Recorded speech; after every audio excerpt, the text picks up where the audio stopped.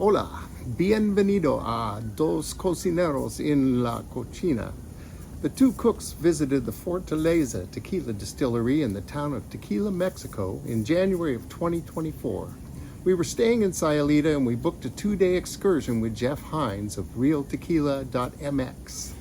Jeff promotes tequilas without additives that are made in a sustainable manner by distillers who care about their product and their community. We visited 3 tequileras on this trip, including Fortaleza, which was a fantastic experience that ended up with drinking tequila in the cave with Guillermo Souza himself. Guillermo's ancestors were instrumental in the development of the tequila industry and its acceptance around the world. I think it was his great-grandfather who introduced steam to cook the agave rather than cooking them in fire pits, which would have separated tequila from mezcal by eliminating the smokiness. And it was one of his grandfathers somewhere that decided that blue agave was the best agave to use to make tequila. In 1968, his grandfather stopped making tequila, but they kept the distillery as a museum to show how tequila used to be made historically. In 1999, Guillermo restored the distillery and began producing tequila in the old way again. He named the distillery Los Abuelos in homage to his ancestors, but he wasn't allowed to use that name in the United States. So it is Los Abuelos in Mexico and Fortaleza in the USA. And here's a bottle that we brought back from Mexico of the Los Abuelos tequila. It's interesting that about a month before we went to the distillery, I was looking all over Puerto Vallarta for Fortaleza, and I just couldn't find it anywhere. And I had seen a bottle of Los Abuelos, and I went, wow, those people are just imitating the Fortaleza label. And now I know better. I had actually found what I was looking for. To begin with, the town of Tequila is far enough away from Sayulita that it is in a different time zone, and it will be a 3.5-hour trip unless your driver takes a wrong turn, which just makes it longer. Ask me how I know. As you get into the high desert and get closer to the town of Tequila, the land resembles parts of the American Southwest with its mesas and valleys, and you begin to see patches of agave plants everywhere in the shadow of the Tequila volcano. We arrived only slightly late for our first appointment at 1 o'clock at Tequila Fortaleza. I was very excited to visit this distillery as the tequila is exquisite and has been unavailable anywhere I've looked for a long time. We did find a half bottle at a bar in Puerto Vallarta, and we did our best to drink it over a couple days. The bartender was kind enough to hide it for us until we returned. At Fortaleza, their guide Kimberly took us through every step of the process of creating this handmade treasure, from the agave piña to the handmade bottles, the hand-placed labels, the handmade toppers, and everything in between. Guillermo Souza is the owner of Tequila Fortaleza, and his philosophy includes keeping things handmade to employ more people in the Tequila Valley. The leaves are chopped off the piñas and they are cut in half to aid in the roasting. Of note when you begin the tour is the smell of roasting agave. It's rather like cooking sweet potato. Fortaleza only has 2 smaller capacity ovens that take about 40 hours to fully cook the agave with steam and give it time to cool. They generally only cook on Monday, Wednesday, and Friday. After cooking, the agave is shredded and ground in the traditional way using a large stone wheel called a tahona. The agave is pressed several times to extract all the juice. There are many of these old tahonas laying around in landscaping in the town of Tequila. During this part of the tour, we were offered a piece of the cooked and shredded agave to taste and smell. This is an opportunity that you won't get without visiting a distillery, and it's an important step in understanding the flavors that end up in the bottle. The juicy pulp is very sweet, and I have to revert to the sweet potato analogy because it is that same earthy, rounded sweetness rather than the sharp sweetness of processed sugar. From the tahona, the juice goes into a large wooden fermentation vat.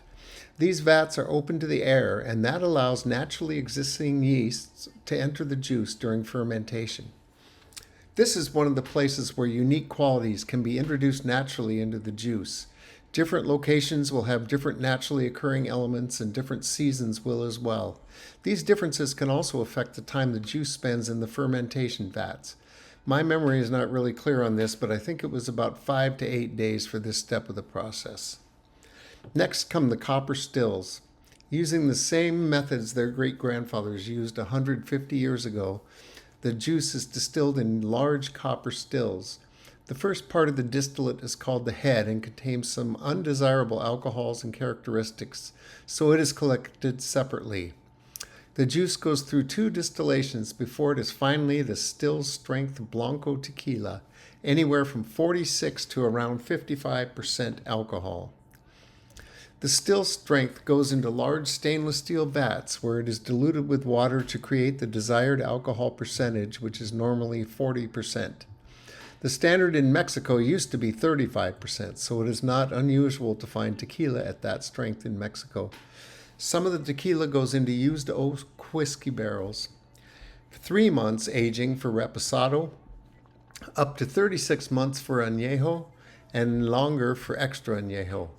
When you taste vanilla notes in a no additives tequila, those come from the barrel. It's also possible sometimes to find still strength tequila in Mexico.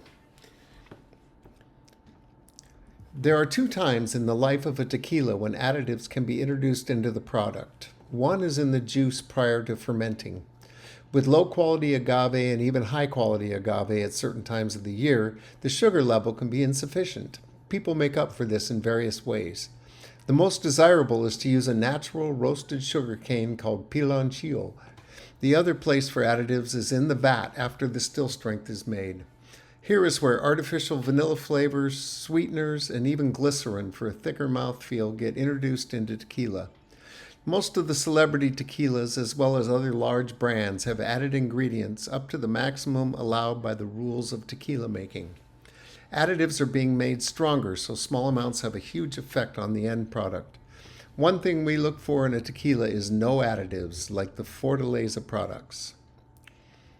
The Fortaleza tour goes beyond the tequila into the packaging methods.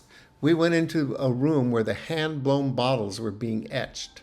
The distillery continues the tradition of hand-blown bottles for local use, but the bottles are too fragile to travel well, so they have had to resort to machine-made for export purposes. The name of the distillery used to be Los Abuelos, paying homage to 3 ancestral founders in the tequila industry. They were told they could not use that name for export to the United States, and that is when the name Fortaleza started to be used. It's also worth noting that the grandfather, before the distillery was closed back in the 60s, the name of the tequila was Fortaleza. They still make Los Abuelos labels for Mexico, and they etched the Los Abuelos logo into the glass underneath the Fortaleza labels as a sort of nose-thumbing to the U.S. authorities. The piña toppers in their bottles are also handmade. Resin is poured into molds to make the piñas. Once hardened, they are hand-painted and sanded. Then they are glued onto the corks, and the excess glue is removed by hand. The bottles are filled by hand, one at a time, and the labels are placed front and back by hand. The toppers are put on and plastic shrink wrapped, all by people one at a time. It is truly amazing to see this level of individuality in an automated world, and it just contributes to the special qualities of this tequila. Guillermo Souza is the owner of Tequila Fortaleza, and his philosophy includes keeping things handmade to employ more people in the Tequila Valley. One of the highlights of this trip was a return to the caves of Fortaleza for a private tequila tasting with Guillermo Souza that night. We were treated to some good conversation and a few stories as we sipped the wonderful tequilas that are made there. It was interesting that all the bottles we had that night had the Los Abuelos label rather than the Fortaleza label. Same juice inside, but to an impressionable American like me, it feels a little more special. We tasted the typical lineup of Blanco, Reposado, Añejo, and Extra Añejo.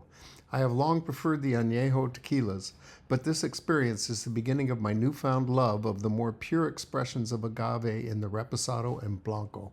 Having tasted the roasted agave earlier in the day, we are starting to appreciate being able to taste that in the tequila without so much barrel flavor masking it.